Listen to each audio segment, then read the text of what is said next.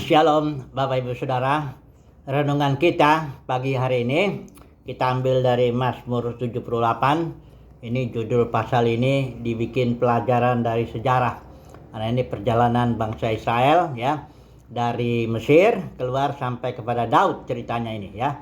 Dan ada 3 poin aja hari ini yang renungan kita supaya kita memiliki kekuatan lah bagi kita ya dalam perjalanan hidup kita. Yang pertama, di ayat yang diajarkan hukum Taurat ya, dikatakan pasanglah ayat 5, telah ditetapkannya peringatan di Yakub dan hukum Taurat diberinya di Israel. Kita ingat ya bahwa hukum Taurat itu hanya diberikan kepada bangsa Israel. Itu merupakan harta ya bagi bangsa Israel sebenarnya ya. Harus dibaca, direnungkan ya tiap hari ya, diajarkan kepada anak cucu mereka semuanya. Karena itu harta lah ya, bangsa lain tidak punya hukum yang diberikan langsung dari Yahweh itu ya, dan bahkan Yahweh mengikat perjanjian. Nah, tetapi pada kenyataan itu tujuannya supaya ayat 7 supaya mereka menaruh kepercayaan kepada Tuhan, kepada Yahweh, supaya percaya ya, karena ini poin percaya kepada Yahweh dan juga tidak melupakan perbuatan-perbuatan Yahweh itu. Bagaimana Yahweh dengan perbuatannya di Mesir luar biasa ya, berbuat 10 mujizat dan bahkan di padang gurun mimpi dan sebagainya. Itu poin pertama. Yang poin kedua, ayat 22, tapi mereka ini dikatakan di sini ayat 22, mereka tidak percaya dan tidak yakin akan keselamatan yang dari Tuhan. Nah, dalam perjalanan di padang gurun ini dikatakan di situ mereka berontak, banyak sekali berontak, bersungut-sungut, protes, kurang air protes, gak ada daging protes, gak ada, pokoknya semuanya dengan Musa pun mereka protes ya. Ini karena apa? Karena ayat 22 ini penyakitnya nih. Mereka tidak percaya kepada Yahweh dan tidak yakin akan keselamatan yang daripadanya. Bahwa Yahweh membawa Israel dari Mesir terus ke tanah perjanjian supaya Israel diselamatkan, dapat beribadah, diselamatkan dari perbudakan di Mesir itu ya. Dan Israel bisa mengenal Elohim, bisa mengenal Yahweh, beribadah sungguh-sungguh, dapat tanah, makmur lagi, dikasih janji-janji banyak lah di tanah perjanjian itu ya. Tapi mereka nggak yakin, malah pengen pulang aja, kita pimpin pulang aja lah kita ke Mesir, biarpun di situ kita diperbudak masih lebih bagus lah, kira-kira begitu ya, masih ada daging, bawang prei dan macam-macam.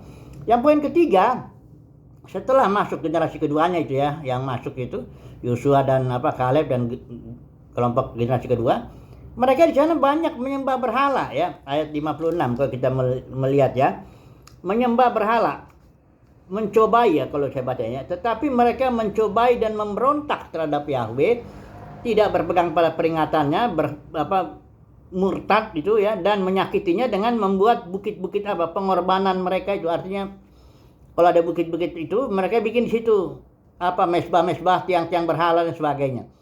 Jadi di mana-mana mereka menyakiti aja, di Mesir juga, di padang gurun, di tanah perjanjian masih juga ya, dia menyembah berhala ya. Nah, tapi di sini malah dibilang di sini, akhirnya Tuhan disiplin, dia buang kediamannya di Shilo. Itu waktu itu zaman Hakim Eli ya, kita tahu ya, waktu tabut perjanjian itu, Hofni Pinehas yang mereka berperang sama Filistin, dibawa tabut itu oleh tentara Filistin, nggak balik-balik lagi. Shilo itu daerah Efraim ya. Tadinya Tuhan pilih di situ kemahnya. Karena Yosua itu dari suku Efraim kan, Yosua itu ya. Nah, jadi Tuhan disiplinnya Tuhan tarik ya. Batalkan tadinya Tuhan pilih suku Efraim, sekarang dipilihnya jadi suku Yehuda, Daud ya. Jadi Yusuf ya, tadinya Kemah Yusuf, jadi sekarang Daud ya. Nah, sampai terakhir ini ayat 72 dikatakan Daud itulah dibicarakan, dia menggembalakan mereka dengan ketulusan hatinya, menuntun mereka dengan kecakapan tangannya. Jadi cerita ini, sejarah ini selesai sampai ke Daud ya, bahwa Daud lah yang akan dikatakan dia menggembalakan mereka dengan ketulusan hatinya, menuntun mereka dengan kecakapan tangannya. Kenapa berhentinya ke Daud ini? Kita harus tahu sebenarnya masih panjang itu, masih ada cerita mengenai pembuangan ke Babel lagi, sejarahnya panjang sekali ya. Israel itu sampai sekarang juga masih belum selesai itu ya. Nah, tapi kenapa sampainya ke Daud? Saya melihat bahwa disinilah poin keselamatan yang dari Tuhan itu sebenarnya sudah cukup jelas. Daud itu simbol daripada kerajaan Daud, itu simbol daripada kerajaan Mesias ya. Tapi Israel belum menerima Mesias, kita tahu itu kan. Nah, Tapi bagi kita lah sekarang, kita aplikasikanlah diri kita ya. Yang pertama, Tuhan sudah oleh kasih karunia-Nya, Tuhan sudah berikan kepada kita firman Tuhan. Ya, kita sudah dilahirkan kembali ya oleh firman Tuhan, kita dibentuk oleh firman Tuhan, kita punya firman Tuhan ini, Alkitab kita ini, kita renungkanlah itu siang dan malam sebagainya. Kita punya itu ya, sudah ya. Nah, kemudian Yahweh ini Mesias ini dia berjanji untuk menegakkan kerajaannya di muka bumi ini.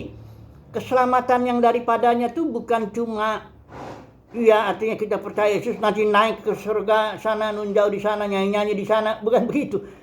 Keselamatan daripadanya itu bahwa dia akan datang menegakkan kerajaannya di muka bumi ini bersama dengan kita yang percaya ya dalam proses pembentukan ini. Maka kita belajar dari Israel, jangan berontak, jangan bersungut-sungut, jangan menyembah berhala. Yang kalau berhala modern ini tentu bisa mamon, bisa karir, bisa juga orang ya, kita berhalakan dia ya. Pendeta kita bisa aja kita berhalakan itu ya. Aliran kita bisa kita berhalakan itu. Jadi janganlah nyembah berhala. Pokoknya ikut aja ya. Relalah dibentuk, diproses oleh Tuhan sampai nanti ketika kerajaannya ditegakkan di muka bumi ini, di situ kita akan ditampilkan. Ini saya perlu baca ini ya, ayat terakhir lah dulu ya, renungan singkat kita ini. Di Roma pasal 8 yang sering saya baca ini ya. Inilah keselamatan yang daripada Tuhan itu ya. Bukan kita keselamatan percaya Yesus nanti naik ke surga di sana, nunjau di sana, nyanyi-nyanyi di sana selama-lamanya, enggak karu-karuan, bukan itu. Itu dongeng yang biasa-biasa di mimbar-mimbar emang hari Minggu suka disampaikan, tapi itu dongeng. Yang benar tuh ini nih. Saya baca dulu Roma pasal 8 ya. Ini pakai ILT ya. Sebab kerinduan yang dalam, ini saya sedang bicara keselamatan dari Tuhan ya. Orang Israel nggak percaya tuh, makanya dia berontak, bersungut-sungut karena nggak percaya akan Tuhan, nggak percaya akan keselamatan yang daripada Tuhan. Ini nih keselamatan dari Tuhan. Saya baca ini ya, yang melalui kerajaan Mesias itu ya. Sebab kerinduan yang dalam dari makhluk ciptaan menanti dengan sangat penyingkapan anak-anak Elohim. Ya, ini seluruh makhluk menanti saat dimana putra-putra Elohim ditampilkan dengan tubuh kemuliaan, maksudnya di sini. Ayat 20, karena makhluk ciptaan telah ditundukkan kepada kesia-siaan, ini jatuh dalam alam dosa ya, bukan karena kehendaknya sendiri, tapi karena kehendak Dia yang telah menundukkannya atas dasar pengharapan. Jadi Bapa sendiri yang merancang itu, Adam dan keturunannya harus jatuh dalam alam maut untuk diproses ya. Kemudian ayat 21, bahwa makhluk ciptaan itu sendiri juga akan dimerdekakan dari perbudakan kebinasaan kepada kemerdekaan kemuliaan anak-anak Elohim. Jadi anak-anak Elohim ini siapa? Ini orang-orang pilihan Tuhan yang akan ditampilkan di akhir zaman pada kedatangan Tuhan Yesus, biasa disebut kedua kali itu. Kita ditampilkan dengan tubuh kemuliaan, dipermuliakan bersama dengan Tuhan Yesus untuk apa? Untuk membebaskan ciptaan dari perbudakan kebinasaan, masuk ke dalam kemerdekaan kemuliaan kita itu, ya. Itulah keselamatan yang dari Tuhan, yang daripada Tuhan itu. Orang Israel nggak percaya bahwa kalau dalam kasus-kasus Israel nggak percaya bahwa Tuhan mau menyelamatkan Israel dengan membawa ke tanah perjanjian, di sana akan diberkati, beribadah kepada Tuhan dan sebagainya.